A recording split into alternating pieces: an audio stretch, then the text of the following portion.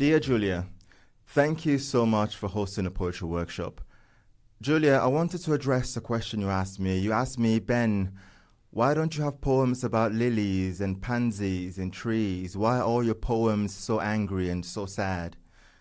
Julia, all my poems are sad nigga poems, and I don't have poems about lilies and shit. But I do have a poem about all of my friends, real and imaginary, dead and alive. I have a poem for all the times I felt more dead than alive. I have a poem for every suicide attempt I've ever had. And I have a poem for that one time I overdosed on antidepressants, which is just as ironic as drowning on a lifeboat. I have a poem for every time I sat on an airplane hoping it would crash. I have a poem for crash landings. I have a poem for forgiveness before a crash landing. You know, forgive yourself before you forgive the person sitting next to you. I have a poem for every time I crossed the road to make a white lady more comfortable. I have a poem for every time I felt I could not take up space. I have a poem for every time I rebelled and went to a straight open mic night and performed a poem about queer love or queer life or queer redemption or just sucking dick. But you want a poem about nature, don't you?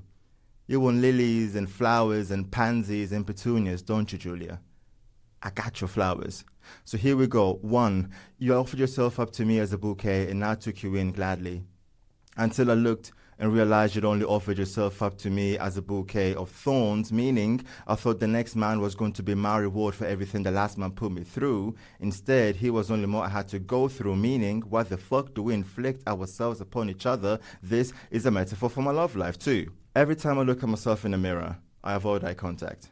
Apply moisturizer on this cement skin. I know exactly how to apply it brick by brick, but today I looked. Today I looked and I saw flowers. I saw petals and I loved them. I saw thorns and I loved them too. I saw pansies growing out of this cement skin and oh my God, I cried. This is a metaphor for my body image. 3, someone once told me that pansies can grow through cement, that when they're by concrete, they bloom. And isn't that a metaphor for blackness? And isn't that a metaphor for brownness? And isn't that a metaphor for queerness? And isn't that a metaphor for everything other, everyone made to feel other than the most beautiful metaphor like all of us here tonight? So there you go.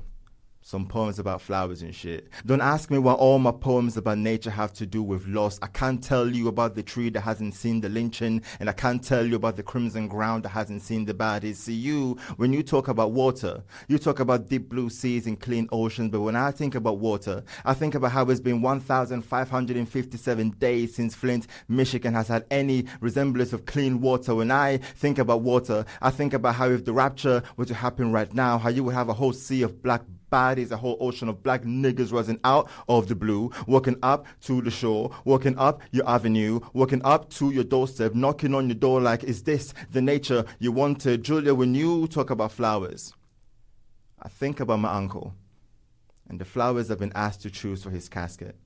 Passed away last weekend, took his life while going through an overdose of my same antidepressants, which is just as ironic as him drowning on my lifeboat. And I wonder, if I could bring him back, what flowers could I place in his casket?